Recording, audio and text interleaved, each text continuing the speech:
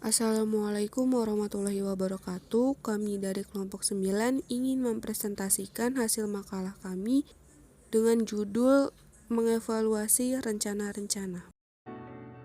Langsung saja ke materi yang pertama, yaitu titik perencanaan melalui simulasi.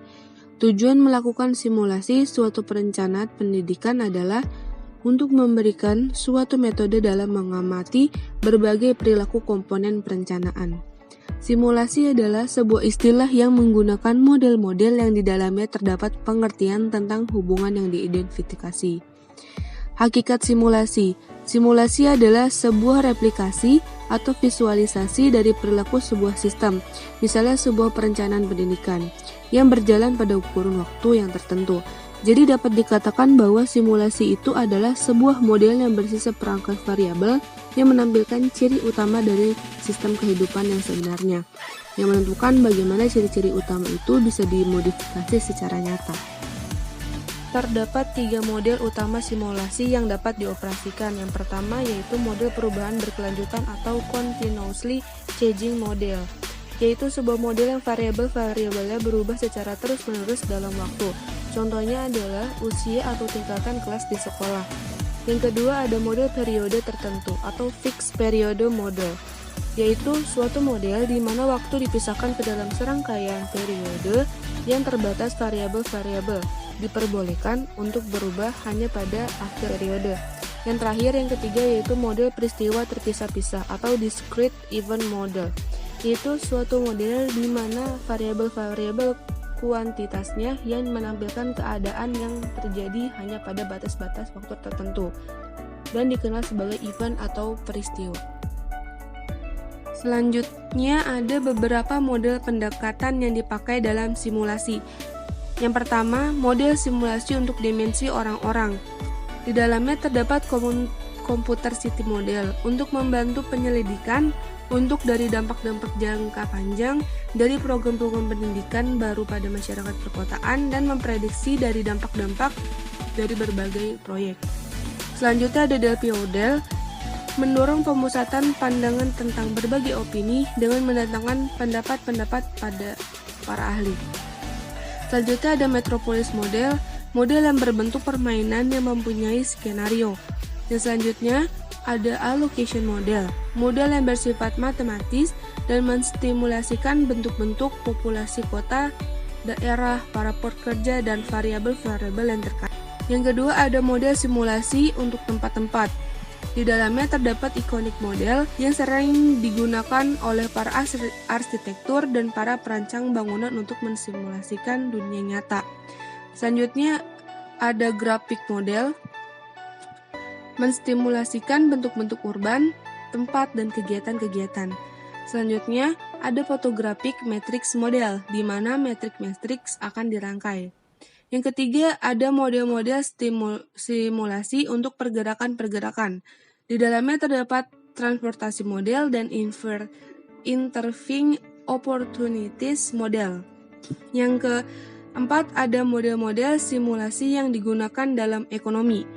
Dan yang kelima, ada model simulasi untuk kegiatan-kegiatan di mana distribusi menjadi penilaian dari alternatif-alternatif kesempatan. Selanjutnya ada beberapa pertimbangan dalam pembuatan model. Yang pertama ada tingkat agregasi atau the level of aggregation. Apa data perencanaan akan dipasang pada level makro atau level mikro? Level makro berkaitan dengan statistik perilaku massa dan properti-propertinya. Dan sedangkan level mikro membutuhkan sistem preferensi para perencana pendidikan yang ditetapkan secara rinci. Dan selanjutnya yang kedua yaitu perilaku terhadap waktu atau treating time. Suatu model dimulai pada suatu waktu dan diteruskan ke suatu waktu yang baru. Yang ketiga ada dampak-dampak perubahan atau the effect of change. Variabel-variabel yang dianggap sebagai perubahan atau waktu itu dipahami sebagai aliran, dan variabel-variabel yang dianggap sebagai sebuah inventaris barang-barang dipahami sebagai persediaan atau stok. Nah, untuk mengatasi hal ini, beberapa pengguna harus merevisi susunan persediaan secara berkala untuk merefleksikan perubahan kondisi lingkungan. Yang keempat ada pengoperasian model atau operating the model. Nah, di sini ada 4 model, yaitu model verbal, yaitu suatu model perencanaan yang menyeluruh. Kedua, model fisik atau model 3 dimensi, yaitu suatu model yang terbentuk arsitektur. Yang ketiga ada model grafik, yaitu suatu model yang berbentuk sebagai model pemotretan dari udara atau berupa gambar. Yang keempat ada model matematis, yaitu suatu model yang menggunakan beberapa tipe di antara tipe struktur logika. Nah, selanjutnya yaitu yang kelima, penggunaan variabel pembatasan dan kualifikasi di sekitar data harus diuji dengan hati-hati. Nah, sehingga data yang digunakan tidak merusak variabel-variabel, mungkin secara langsung dapat diamati dengan dunia nyata. Yang keenam, yang terakhir yaitu menentukan parameter. Hal ini diperlukan karena definisi empiris yang tepat dari sebuah variabel mengakibatkan nilai-nilai parameter. Baik, selanjutnya materi yang akan disampaikan oleh Saudari Zahra. Baik, Assalamualaikum warahmatullahi wabarakatuh. Nama saya Zahra Sabrina, NIM 1912511. Di sini saya akan membacakan materi yang bagian kedua mengenai mengevaluasi rencana-rencana, yaitu pengertian evaluasi. Evaluasi makna secara bahasa berasal dari bahasa Inggris, yakni evaluation, yang artinya suatu penilaian atau penafsiran.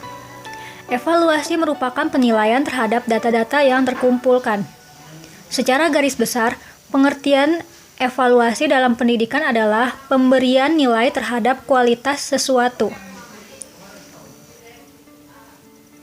Evaluasi adalah pengukuran atau perbaikan dalam suatu kegiatan yang dilaksanakan, seperti membandingkan hasil-hasil kegiatan yang telah direncanakan.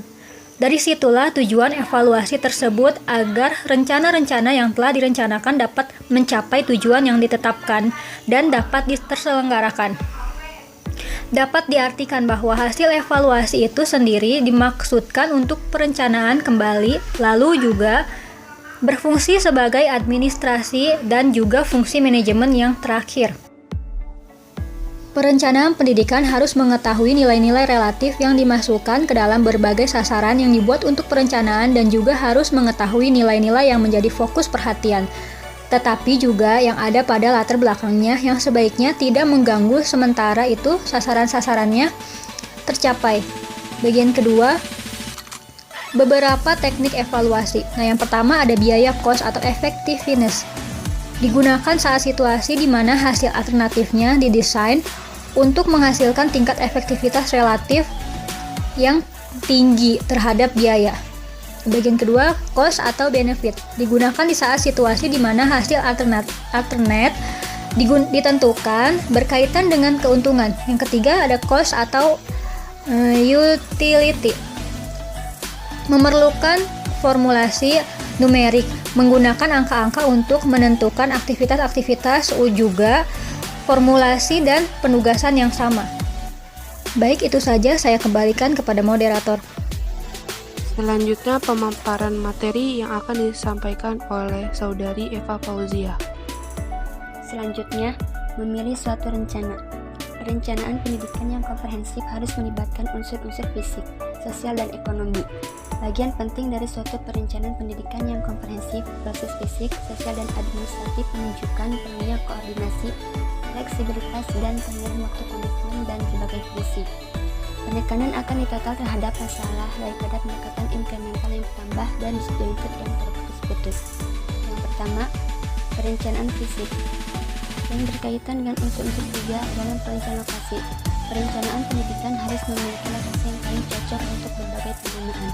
Klasifikasi penggunaan bisa mendasarkan pada kebutuhan untuk mengeksplorasi asosiasi yang khas, jalinan keterkaitan pegawai, lalu lintas, menghasilkan kapasitas dan faktor-faktor pertumbuhan potensial dalam kaitannya dengan penggunaan tersebut.